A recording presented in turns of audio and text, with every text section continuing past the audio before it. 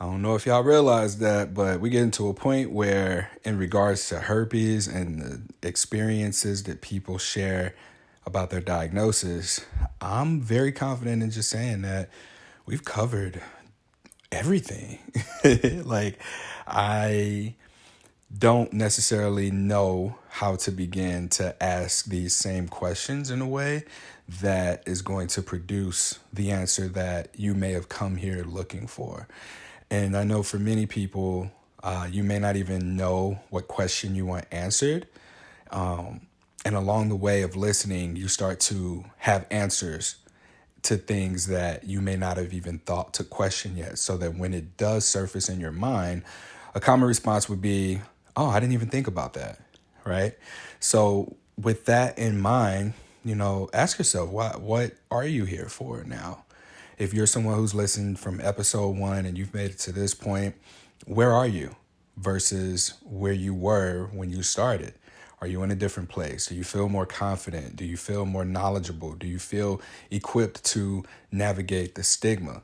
Have you supported something positive for positive people? Have you considered being a podcast guest? Have you reached out to me? Have you thought about potentially working with something positive for positive people or at your organization? Have you told anybody about it? Have you left a podcast review? Have you left a rating? Have you expressed what you've gotten out of this so far? And this could be the first episode you're listening to. This could be the 250th episode that you listen to. And this could be the first time that you've even thought about any of these. And any anxiety that may come up for you feeling called out, please don't. Don't feel called out just because I'm raising these questions to you. But it's a really good point to ask, what are you here for?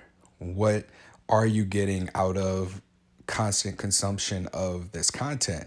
Because what I want for you to be able to get out of this is to just see that you have options and to hear of such a variety of voices that represent this community that you have found yourself to be a part of. And if you're someone who might not know what their diagnosis is, or you're here because someone told you to check out the podcast because maybe you're considering dating them, and they're a person who has herpes, or maybe you're just waiting on your results and you want to see what this is all about. I want for you to also be able to come here, get what you need, and then leave. There's no reason to continue for another 5 years to be interviewing people living with herpes. And I hope that if you have listened to the first few episodes, that between then and now that I've changed. I hope that you've seen some growth between 28-year-old Courtney, who was super nervous, naive, and just unaware of what I was doing or what my intention was in this space, to now having become someone who is a lot more sure of who I am. I had to put my phone on Do Not Disturb because I just know it was going to go off. But my growth has come from speaking to as many people as I have about the same thing over and over again, and hearing so many different perspectives, and also being able to apply previous perspectives shared with me to the situations that people were entering or going into when they reach out to me for just guidance or just to check in and touch base. And I don't advertise this. I don't want for there to be an expectation that you can get, quote, coaching sessions from me. But I talk to everybody, and at the end of the conversation, I ask people to donate if they feel like the information was valuable, or if they come back later and say, oh my God, Courtney, this worked. Or even if they say things didn't work out, I just ask, all right, well, whatever it is that you found value in, if you want, you can pay it forward and just make a donation to something positive for positive people. And what I'm hoping to accomplish with this money is to be able to start a intervention program that educates healthcare providers on how to take a sexual health history in a way that when people come in to get tested, they're having their identity validated. They're being met with anti-stigmatizing information and dialogue from their healthcare provider directly, including understanding how common herpes is, the fact that they aren't being tested for it unless they're requesting it, and even then, just speaking to the accuracy, so that the burden of educating our future partners doesn't exclusively fall on us, and that we don't have to go through this entire process. Because what I see is that a lot of the folks that I've talked to who have received their diagnosis, the interaction with the healthcare provider has been an initial touch point of stigma, from things like, oh, well, your husband is going to still, love you, or you're still going to be able to give your husband kids, like that kind of stuff.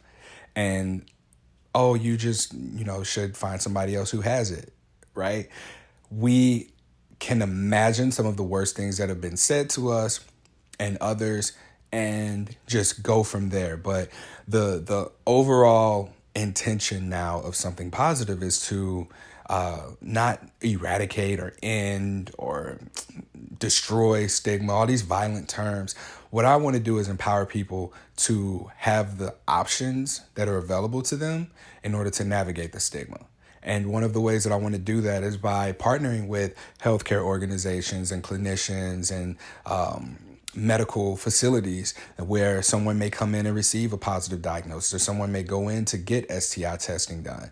So what I'm envisioning is being able to give healthcare providers practice with discussing positive test results with individuals, or with or even treating people of different identities. So someone who might be trans, someone who may be non-binary, someone who may, have a beard, but and wear like a dress or something, where the healthcare provider will look at the person and think one thing. And I want for them to not operate under the assumptions, so that they don't invalidate the identities of the people that are coming into their facilities. Because there is a lot more visibility to these communities of people. And while we may not be exposed to them, it doesn't mean they don't exist. It doesn't mean that they won't at some point walk into our healthcare facilities. And, for so long, something positive for positive people has had this identity with attached to serving people with herpes, period. What this is a sexual health communications platform. I mean, arguably a health communications platform. And it's intensely self-help. And as I look back on the past several episodes, they've been solo. I just haven't had people to interview.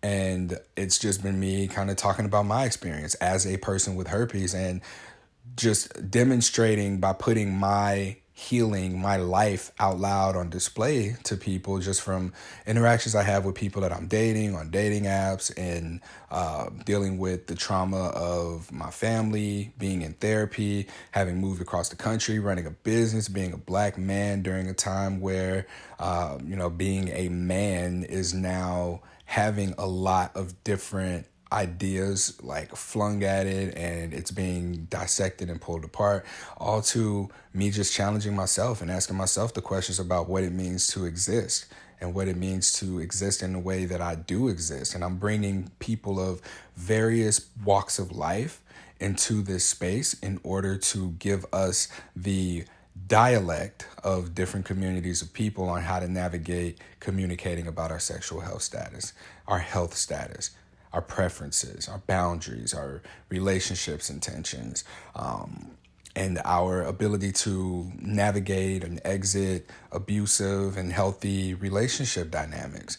I've lost some friends, and I don't even like using the phrase I've lost some friends, because what I'm learning is the more connected I become with myself, the more disconnected I become from things that just don't align with me. I've lost a friend that we just don't have the same lifestyle. Like, they hit a different tax bracket, lifestyle, and yeah, they do things that I just don't do, nor do I really care to surround myself with. I lost another friend over, I don't even know what happened. I'm not supposed to know what happened. Let me say that. And it's someone I've known for years. So in the development of going in. And if you've listened to the Manifesto podcast episode, like you hear me speak a little bit to this in the way that I was processing. I have a lot more clarity on what it is now, but I'm going within. I'm having an involution. Like evolution has worked its way outward for me to essentially develop the connection to my essence through the experiences that I've had with other people and the relationships that I've had, the interactions, experiences, opportunities, the successes, the failures. And all of that has only occurred in relation to other people, other, like, out there is what I want to say. And then I'm on a place now of having tapped into this self-awareness that I have retracted my essence back into myself, and I'm disengaging from a lot of what's out there, what was involved with my evolution, and I'm pulling in the things that align with my values, my integrity, my purpose. And as my essence brings itself back in together, what I'm finding is that there is a newfound sense of wholeness within me that I am so clearly able to articulate and speak to, because historically I've only known myself in relation to others. I've never known myself in relation to myself. And I think that many of the people who've been on this journey with me, whether it been for the entirety of 5 years or if you just got here, I think that you can relate. A lot of our identity is tied to our sexuality. And when we think about our sexuality, we often think intercourse. We often think sex. I had a conversation with Dr. Evelyn Dacker, and that'll be on a podcast episode that is released later. You'll be able to hear that. And what happens with that is that we only recognize ourselves in relation to other people in that context of sexually. And when we hear sexuality, I think a lot of us jump to sex as an intercourse. We don't think about identity, gender, expression, our attraction, the way that we perform gender as well, the piece of sex education, how we navigate boundaries and relationships, how we relate to the other. Sexuality is one way of relating to the other. It's not just intercourse, right? And it's a way that we embody, like, pleasure and sex tend to be linked together. And that's what, like, even if you Google what pleasure means, somehow it's connected to sex. So we can't even acknowledge and recognize pleasure detached from the word sex. We can't look at the word sex detached from sexuality, and identity detached from sexuality. So now when we look at our identities separate from sexuality, which is what a herpes diagnosis has consistently proven to do to or for us, we have to deconstruct who we were in association with other people that we connect with intimately, that we connect with sexually. And in that deconstruction, we begin to identify ourselves. And in identifying ourselves, we start to see things that we may not like. Like, we had this projection of ourselves, and it's sort of like that essence went out into the world to identify itself in relation to other people. And when we have the awareness that we don't know who we are in relation to ourselves, that journey begins to come back inward. And I like to call this process self. I had a podcast that ran about 30 something episodes that was called Self. I took a break from something positive for positive people, and I started to really just explore who I was aside from something positive for positive people, and ultimately ended up coming to the conclusion that, like, I go in and out of being H on my chest, and then being and then H on my chest being an extension of Courtney. And this has been something that I've brought up with my therapist a number of times. It keeps coming up that H on my chest is assertive, intentional, deliberate, social, inspiring, a leader, handles rejection, has boundaries. All of these things I connect to who H on my chest is. Whereas Courtney's very go with the flow, very empathetic, and I listen, and I'm very much in my feminine, if you will, if we look at it from a perspective of masculinity, femininity, right? But H on my chest is like, boom, go, go, go, let's get this done. And I feel like these two parts of myself have done a really good job of complementing one another. But the reality is they can only go so far separated. And I think that I've sort of hit this peak with who H on my chest is. And Courtney, the feminine, right? If we're looking at it in perspective to my masculine, has to sort of level up and catch up. And that's what I've really been doing. I don't know if you all have noticed, but even my social media content, like I've set up hard boundaries to give myself like a 50-50 between H on my chest and Courtney between 9 p.m. and 9 a.m. on my time zone, Pacific time. I'm not on social media. I'm not messaging people back. And I tend to wake up about 6 a.m. on a regular basis. And between 6 a.m. and 9 a.m., that's where Courtney gets Courtney's time. And what I'm finding is that when we detach this idea, this labeling from the masculine and feminine, which, I mean, depending on what you believe or what you think, we're at one point whole until humans gave words to that which was masculine, that which was feminine, meaning that this is how the man is supposed to perform its essence, its expression. And here's how women are supposed to perform their essence or their essence and expression. That's what I meant to say. But the reality is, like, in this binary state, the masculine only recognizes itself in relation to the feminine and the feminine in the masculine. And on this pursuit with one another, it's almost like they're seeking wholeness in one another. But what the goal is in that split is to have experiences awaken to the growth that has been allowed to be experienced through the expression in relation to the feminine or other in the rest of the world, for it to come back within. So if masculine is my masculine, let's use my I language, being H on my chest and it expressing through something positive for positive people, I've hit this point of like peak growth, separate from Courtney, separate from the feminine. And my feminine has put so much of its trust into my masculine through being H on my chest. However, there's no trust in me. So like, how can these two reintegrate if my masculine has leveled up so much, yet my feminine is where it is?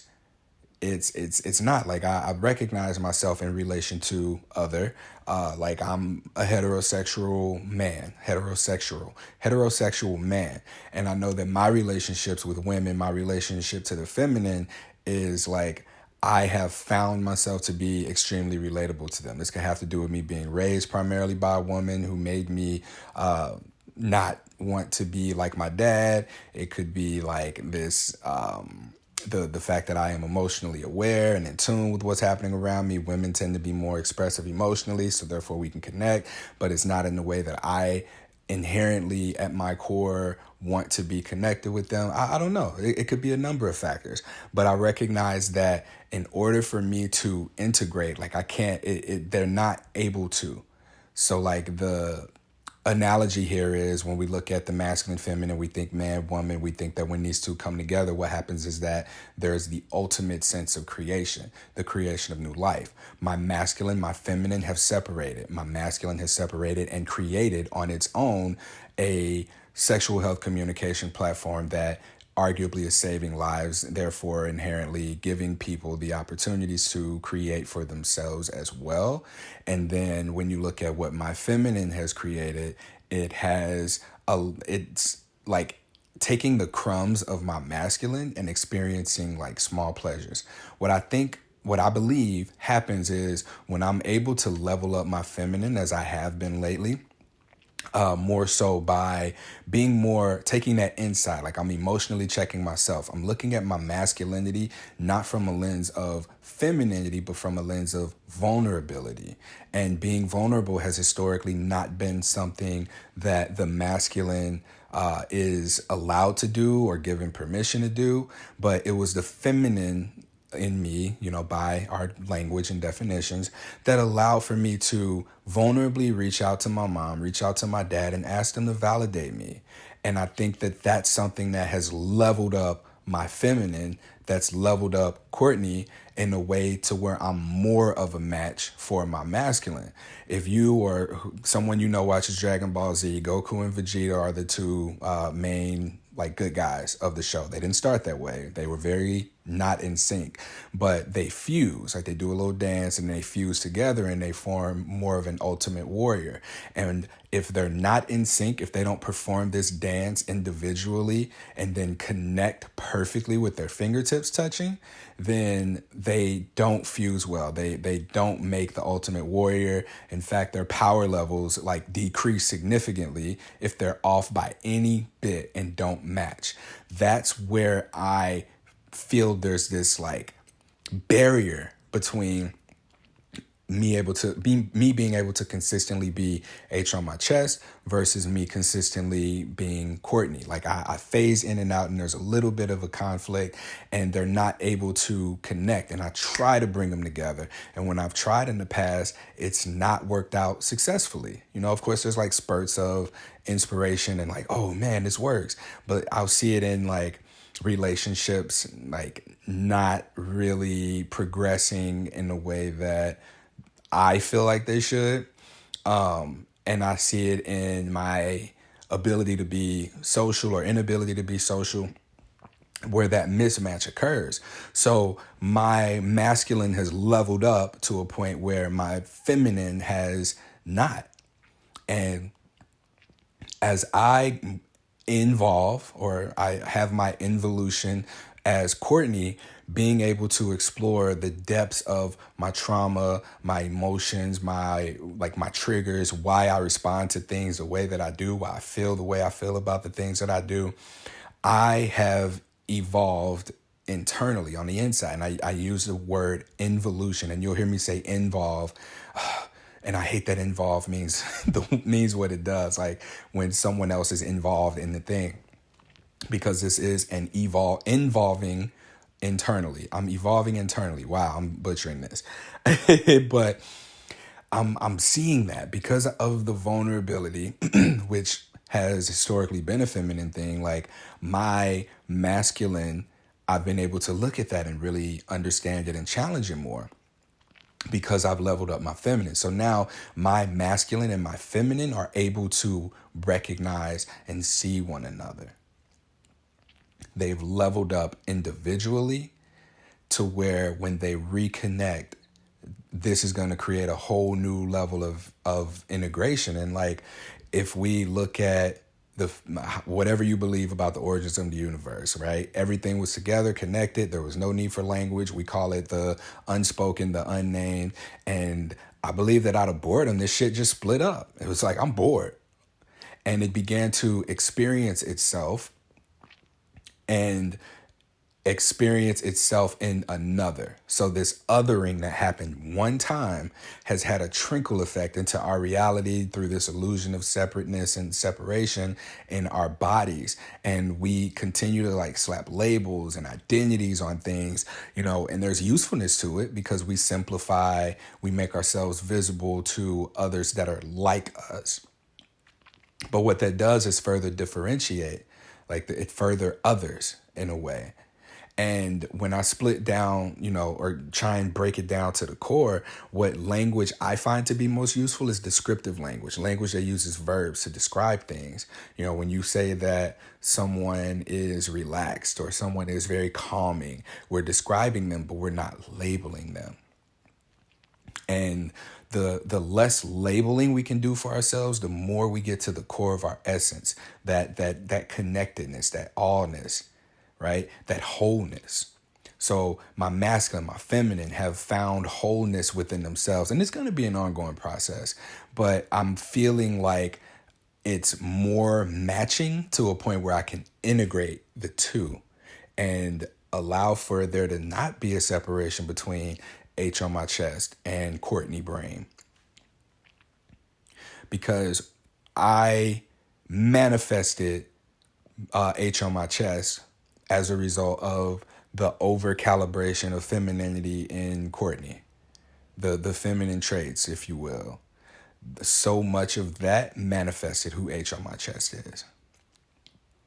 And I'm happy for that because the I think about a rubber band. The further back you pull that rubber band before it snaps, when you let it go, it's able to go that much further. So the drawback of the suffering, if you will, my feminine suffering manifested this H on my chest character that I had to, after manifesting, build, invest in, create, give an outlet. And all of a sudden I looked up and I put so much in the H on my chest that I didn't recognize myself. I didn't recognize Courtney anymore. And I experienced this before with a breakup. After a partner and I went our separate ways, I asked myself, all right, well, what do I want to do? Crickets. Everything that came up was what my partner wanted to do. And I had this realization that I was just so entangled in that particular relationship, my identity as that person's partner. And I seen it again and again and again and again. And in hindsight, it took for me to boost my masculine enough to be willing to apply that assertiveness, that intentionality, that decisiveness, and lead myself into being able to trust myself, because my feminine is not trusting. And I think that this is a huge reflection of reality in society, is that the feminine doesn't trust the masculine and the masculine doesn't trust itself. If masculine is a trait of leading and leadership, H on my chest does a damn good job bringing all these people together to trust me, essentially, to, I don't know, like lead people to what they need for their healing. And Courtney, being being actually H on my chest, has this distrust in self and distrust in the masculine, to the point where it's like I'm looking for trust in others. I'm looking for validation that I'm a leader through others, that I can be trusted. I look for that in others. And this breaking away, these boundaries that I've set for myself, this challenging of my masculinity, this challenging of my identity, and looking at masculinity from a lens of vulnerability has allowed for me to begin to practice trusting myself. I've learned to become present with whatever emotions there are that I'm feeling, be present with whatever actions that I had to do. And I think that this overturning of Roe versus Wade really triggered that, a growth point for me. A number of things triggered a growth point for me, but I think most recently that, because that happened, my masculine is like, my H on my chest in me is like, what do I do? What can I do? Something needs to get done. Take action. And then the feminine in me was just like, okay, well, like, let's listen. Let's see what do women need right now? What does the feminine need right now? And I had to calm my masculine down to take no action, to listen.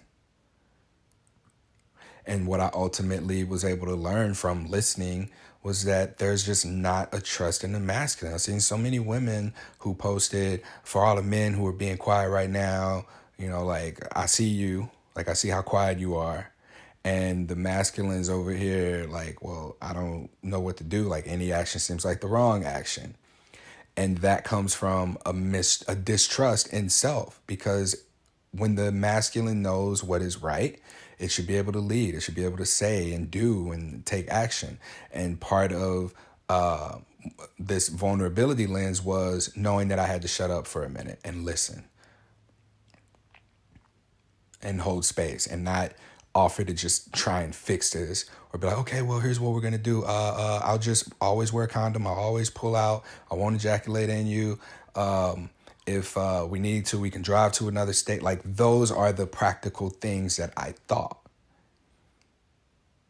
And the ability to hold space for the feminine and actually hear the feminine and like observe the feminine and understand that, this was much more than about just being able to get an abortion.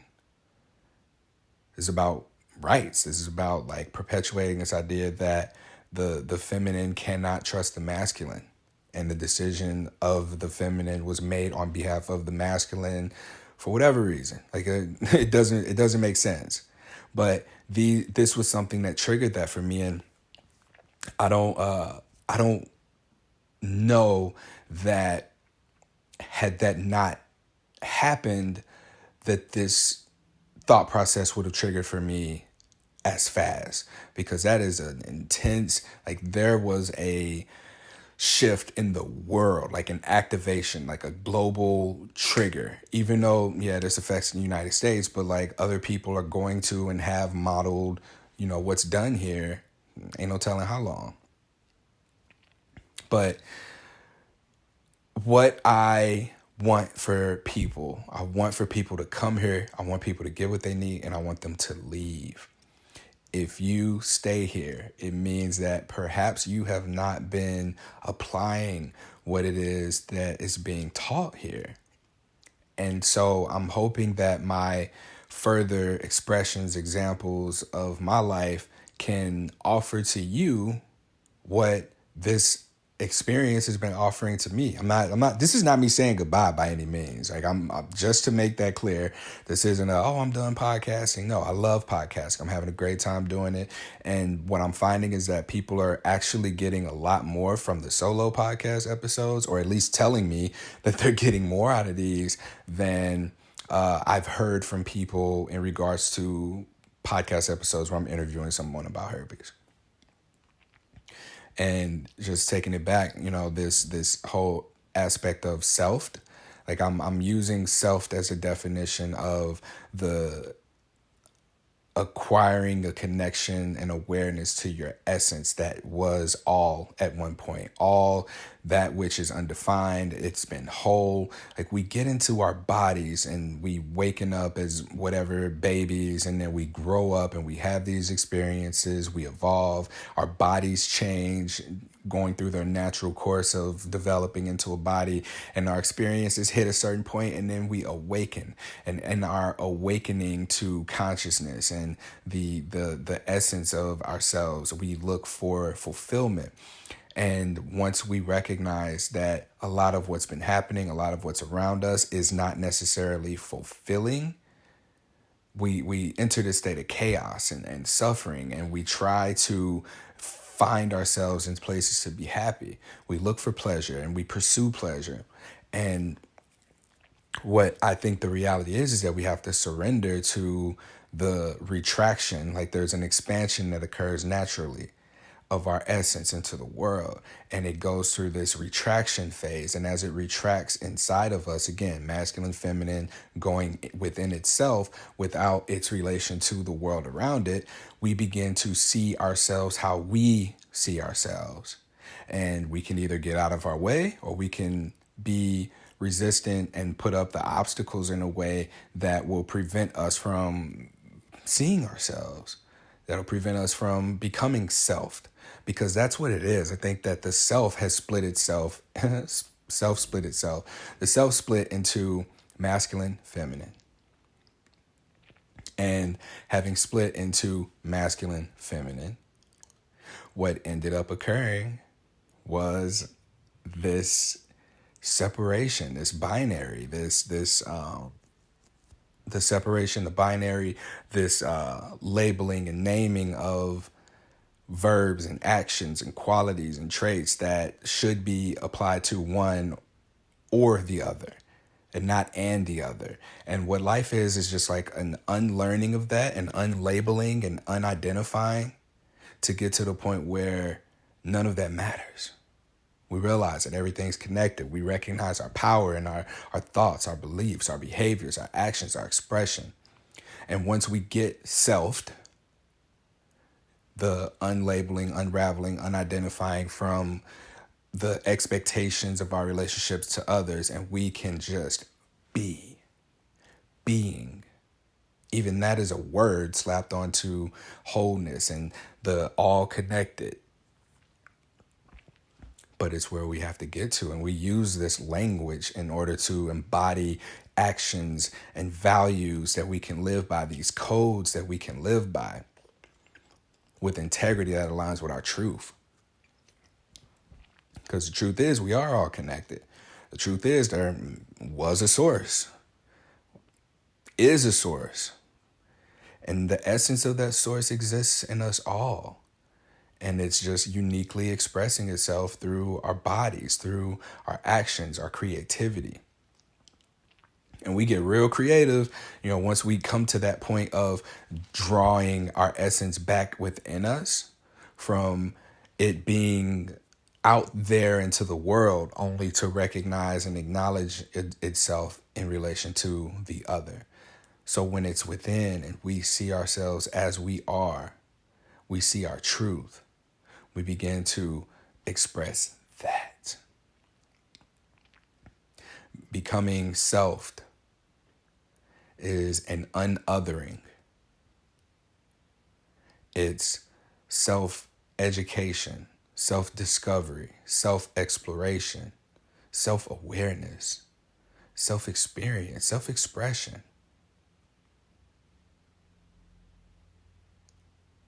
We are all on this trajectory of becoming self. And it's really a matter of being willing to decide where you identify and then be able to go in so that you can expand from there and begin to retract, draw in your own essence and experience that in all of its glory.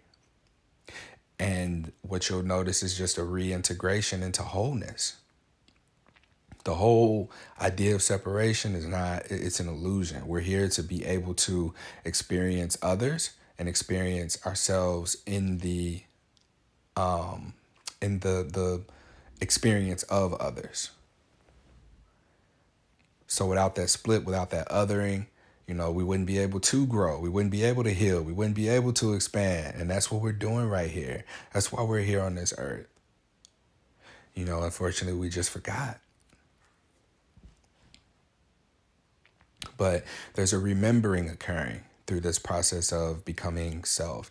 And I don't know if I'm it feels like a memory. Like me saying this doesn't feel like something that, I'm speaking to now, but it feels like I've spoken to it before.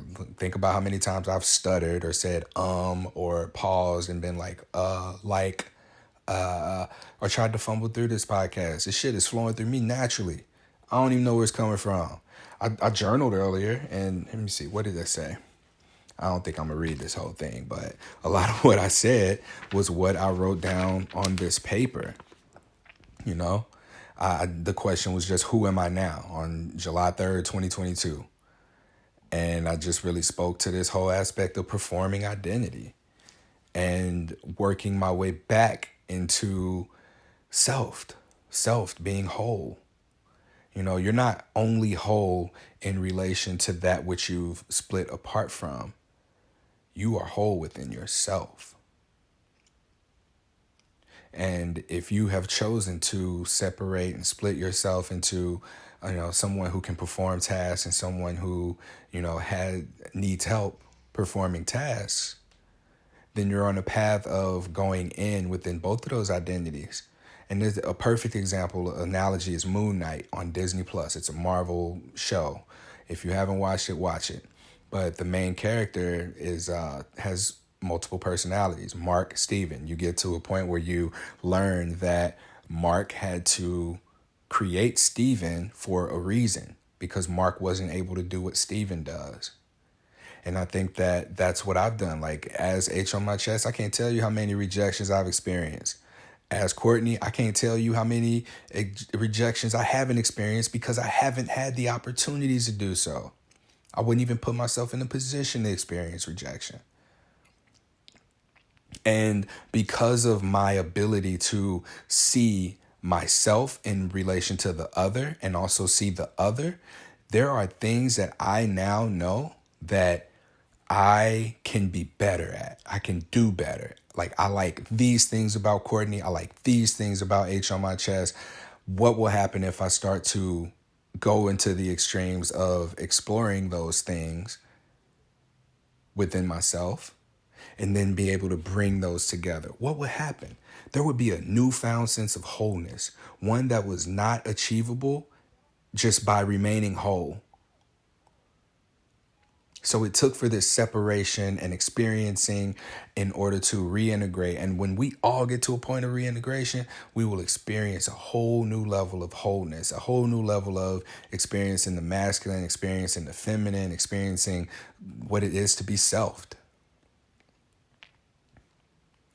And that's, to me, like, that's peace. Connectedness is peace. And for so long, I've been in this chaos mode of this illusion of disconnectedness. I've been disconnected from myself. And I did it to myself, and I only became aware of it in hindsight, looking back at my herpes diagnosis and like how I couldn't deal with that. So I had to create a personality, a persona that could deal with that. And that's who H on my chest is. H on my chest has proven himself to be the ultimate embodiment of masculinity, with that willingness to look inside from a lens of vulnerability and to grow and to develop and develop this trust within himself. And Courtney has decided, wow, I want to be more like H on my chest. Let me do that too. And now I can integrate these two beings. And I'm watching the world. Y'all, the world is responding to me different. I firmly believe that in prioritizing the needs of the spirit, what happens is the needs of the body tend to take care of themselves. And prioritizing, that growth, my purpose, seemingly, I live in a place that I'm experiencing a lot more peace. In that peace, I'm finding so much more pleasure in the little things, such as my own company, such as being able to I can do things. Like I can buy concert tickets. I can go places. I can go and just experience myself, because for so long, like I've looked for leadership and deciding, what are we going to do? Oh, what's going to happen? What's going to be the entertainment tonight? Now, I have fun. I have fun by myself. When other people can be a part of it, it's enjoyable. And I'm at a point of like my two halves, Courtney and H on my chest, they're touching. And even on like Instagram today, I made a post. It was me with my shirt off, and I don't even look at myself. Like I work out because that's just something. I have to have a routine. I have my routine. I do these things. I looked at myself. I was like, damn, I look good. Took a picture, posted that along with some other things. I posted something on abortion rights that I found to be useful. I posted a couple of other things I did. I went to a festival. I had some jerk chicken. I listened to some music. I went to a lesbian bar with one of my best friends. I posted a screenshot of the Manifesto podcast episode about masculinity, my definition of masculinity, and viewing it from a lens of vulnerability. So lots of just like positive things from me making the decision to integrate these two parts of myself. And who knows, like maybe even in the integration, I'm going to see more reflected from the world around me. I'm going to see reflected within myself that there's more to evolve into. There's like, I'm after this retraction of my essence and the connecting to it, building the self-trust, allowing for my feminine to trust my masculine, and vice versa, and for my masculine to protect my feminine's expression, or, to learn from this involutionary process that my feminine doesn't need protecting. That in fact, the whole idea of masculine and feminine is an illusion, and that all there is the self. The self that creatively expresses itself in a way that inspires for others to creatively express themselves. And that's why I'm here. That's why I'm here. That's why I got herpes. That's why I was the person that started something positive for positive people, because my life experiences have led me to the place of being able to offer the opportunity for other people to heal through their own diagnosis in the way that they choose to.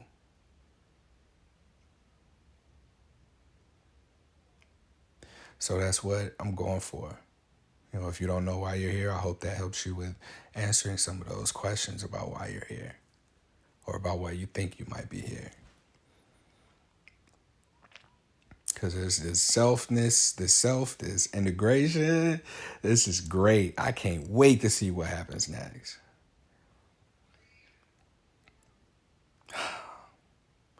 This is a good place to stop. I don't have to make it into an hour podcast episode, but I thank you for being here, thank you for listening, and I hope that you'll take into consideration the things that I said at the beginning of the podcast as far as paying this forward. If you haven't reached out, if you haven't contributed, if you are just nervous, whatever, like hit me up, reach out. You can donate. There's a number of ways that you can support. Share this content.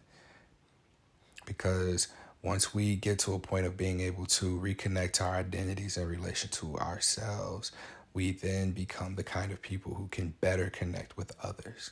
And there might be some who don't want to connect with us because of that, like because we shine such a bright light in our own expression that it's blinding to those who haven't been willing or able to see themselves. Therefore, they can't see us wholly. So we are whole. We just got to remember that shit. So as we begin to bring all of our awareness inside rather than taking our awareness outside of us and viewing ourselves in relation to the other, really begin to just surrender and let go of those aspects of our identities that we only know in relation to others. Thank you for listening. I'm on social media at H on my chest. Please like, rate, review, subscribe to this podcast episode if you found it useful. Share it with someone. And I thank you. I'm really appreciative of you sharing this journey with me and giving me the confidence and freedom to be able to do so. Till next time, stay sex positive.